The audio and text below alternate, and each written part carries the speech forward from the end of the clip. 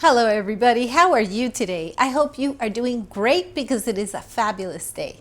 And today we're going to be talking about how to set goals for weight loss. So if you want to know more about this, just stick around. Action fun and back to Lock 19 with Marta.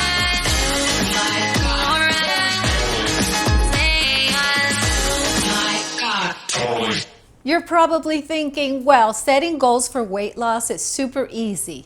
Let's say you want to lose 5 pounds. So you say, I'm going to lose 5 pounds in 3 weeks. There you go, you set a goal.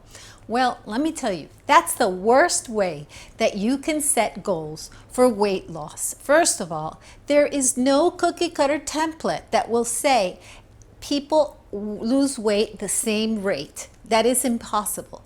Nobody is the same. So nobody's going to lose weight in the same rate. So how do you know that 3 weeks, 5 pounds is good for you? As a matter of fact, men lose a lot more weight than women. So maybe a man can lose those 5 pounds in 1 week. Does that mean that you set the wrong goals or did something wrong? No. So let me tell you how you should set your goals. When it comes to weight loss, you should set your goals aligned with what you're doing. Let me explain what I mean.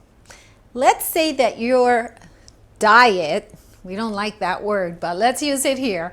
Let's say your diet means that you are now going to be doing exercise 6 times a week. You're going to be doing 4 times aerobics and you're going to be doing 2 times weightlifting. Or you're going to be doing 6 days a week and you're going to be doing a combination of both. You decide how you're going to do it. So let's say that's your goal. If you're keeping your goal, then you are successful. Let me tell you, if you keep doing an exercise plan that you've never been doing before, you used to be sedentary, and now you're doing an hour and a half of exercise 6 times a week, trust me, you're going to lose weight. Now, you may not see the weight leave in terms of pounds, but measure yourself, because you're going to notice a difference. And now we're going to go to the next thing. We know, we've heard it. Muscle weighs more than fat. So you need to measure yourself. And for some reason, we want to see the scale moving. We don't want to see the tape measure different. That doesn't make sense. I don't care if the scale says 300 pounds if I'm looking nice and slender and fit.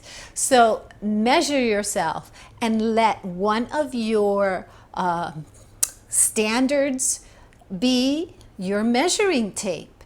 I would suggest that you measure yourself once every 2 weeks and see if you have a difference in measurement. And don't look for inches right away. That's not going to happen. Measure yourself precisely at the same time and at the same place in your body. Make sure you're measuring exactly the same way. And measure yourself maybe every 2 or 3 weeks, because that's when you're going to see the difference. And let me tell you, 1/2 inch around your hips is going to make a big difference when you put on those tight pants. They're going to fit a lot better. So your goals should be your tasks, which include make a goal for your exercise. And if you're keeping it, then, that's a good thing. Make a goal for your eating. Maybe you're just beginning on this exercise and nutritional journey. So why don't you just start small? You don't have to revamp your entire diet. Why don't you just start with perhaps getting rid of all of your processed foods? If everything is processed, just get rid of some of them and little by little move on. For example, what if you have all kinds of chips, potato chips, Fritos, Cheetos, all kinds of chips? Well, get rid of your chips. Now, you still have a whole bunch of cereal and other processed meals, but you're getting rid of your chips. Do that for the first week. And then the next week, get rid of another layer of your processed meals. And the next week, another layer. That's going to help you little by little adjust and make a shift in your lifestyle. It's going to be easier for you to keep up with it, because one of the important things about dieting is that you've got to do things that you can maintain, and that you can maintain forever and enjoy. So if you do a harsh turn, it's going to be too rough. But if you do things little by little, it's going to be easy.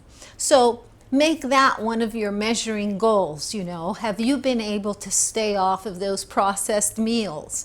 Have you been able to stay on your exercise plan?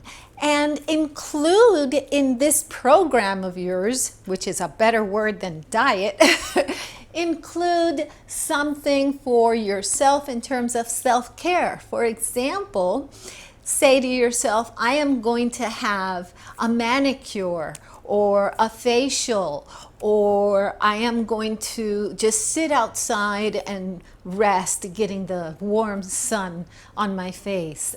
Simple pleasures. Make sure that you assign to yourself a pleasant, simple pleasure that you're going to enjoy.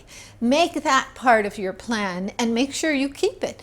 And, check it off from your list at the end of the day. At the end of the day, look at your list and say, did I do my exercise? Check. Did I stay away from processed meals? Check.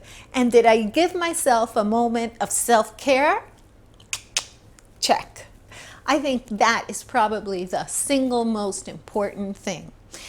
At the end of the week, look and see if you have met all of your goals.